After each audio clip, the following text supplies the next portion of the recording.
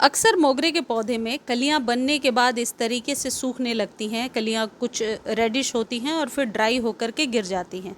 इसके क्या मुख्य कारण हैं आज के वीडियो में आप जानेंगे, और आप ये भी जानेंगे कि मोगरे के सूखी हुई डंडी पर बहुत सारी कलियां कैसे खिल सकती हैं। देखिए, मोगरे में यदि शूट्स, नए शूट्स जो आ रहे हैं वो जल रहे हैं, तो इसके 3-4 कारण हो सकते हैं। या तो गमले की जो सॉइल है वो बहुत सख्त है, या फिर पोषण की कमी है, न्यूट्रिशन नहीं है, या फिर जो खाद आप दे रहे हैं वो मोगरे के लिए एप्रोप्रिएट नहीं है। टिप नंबर 1, इस बात का ध्यान रखें कि मोगरे के पौधे पर जब कलियां बनती हैं उसके बाद मल्चिंग करना ज़रूरी है, जो मैं आपको दिखा रही हूँ। मल्चिंग करने में हम सॉइल के ऊपरी सतह को किसी ऐसी चीज़ से ढकते हैं जिससे फंगस भी क्रिएट ना हो और पौधे में नमी बनी रहे, यानी सॉइल में नमी बनी रहे।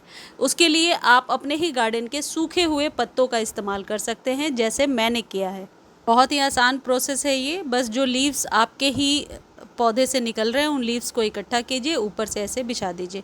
मैंने केले के छिलके से एडेनियम को ढक दिया था, मल्चिंग किया था, तो देखिए अब न्यू एडेनियम में फ्लावरिंग शुरू होने लगी है। तो कई बार ये करना बहुत ही ज़्यादा काम कर जाता है, तो मोगरे के पौधे में आप ऐसा करें। सेकंड इम्पॉर्टेंट थिंग क्या है, आपके जितने भी फ्लावरिंग वाले प्लांट्स हैं उनकी सॉइल कभी भी बहुत सख्त नहीं होनी चाहिए।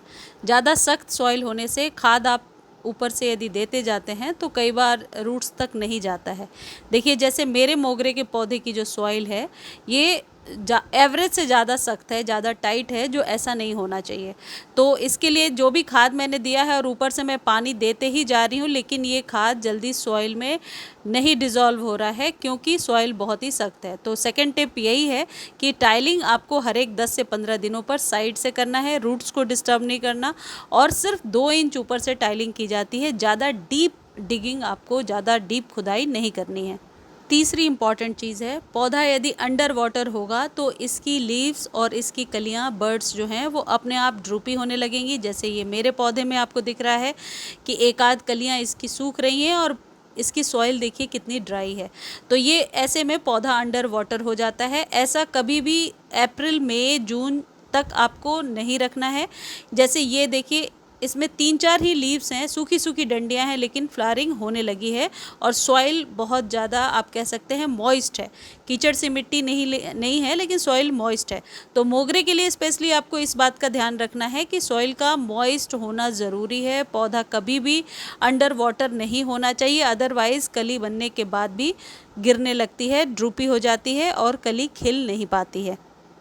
मोगरे के पौधे के लिए ये खाद बहुत ही बेस्ट रहेगा, और ये है यूज्ड टी लीफ का पाउडर। आप चाहें तो यूज्ड टी लीफ का पाउडर बना सकते हैं, डायरेक्टली भी डाल सकते हैं, लेकिन पहले आप तरीका जान लीजिए कि इसे कैसे इस्तेमाल करना है। घर में चाय बनने के बाद जो चाय पत्ती बचती है उसे अच्छे से धोइए, सुखा लीजिए, उसमें अदरक के पार्टिकल्स निकल जाएं और मिल्क के पार्टिकल्स निकल जाएं, इस बात का ध्यान रखें। अच्छे से सुखाइए और फिर 1 चम्मच अपने मोगरे के पौधे पर हर एक 15 दिनों पर 1-1 चम्मच यूज़ करें। यदि आपके पास नहीं है यूज़ टी लीफ, या कई घरों में चाय नहीं भी बनती है, तो इस जगह पे फ्रेश टी लीफ का इस्तेमाल भी कर सकते हैं। यूज़ टी लीफ ले रहे हैं तो 2 चम्मच लेंगे, यानी 2 स्पून, और यदि आप फ्रेश ले रहे हैं तो 1 स्पून ही यूज़ करेंगे। डायरेक्टली इसे सॉइल में डालना है, और ये मेरा टेस्टेड नुस्खा है। इससे सॉइल बहुत ही बढ़िया उपजाऊ, फर्टाइल हो जाती है, और मोगरे के पौधे में खासकर बहुत ही बढ़िया काम करता है। जो लोग कह रहे हैं कि मोगरे में खुशबू नहीं आती है, ये खाद डालने से आपके मोगरे के पौधे पर लगातार बहुत ही बढ़िया फ्रेगरेंस बनी रहती है। टिप नंबर 5 तो इतना इम्पॉर्टेंट है कि यदि ये काम आप नहीं करेंगे और फर्टिलाइज़र ही देते जाएंगे तब भी फ्लावरिंग नहीं होगी, और ये करना ज़रूरी है। ये है प्रूनिंग। मोगरे के पौधे पर प्रूनिंग बहुत ही ज़रूरी होता है। हर एक बार जब फ्लावरिंग हो जाती है उसके बाद ऊपर से 1 इंच आपको कट करना होता है अपने ऊपर के स्टेम को, तभी आप मोगरे पर बहुत अच्छी फ्लावरिंग ले पाएंगे।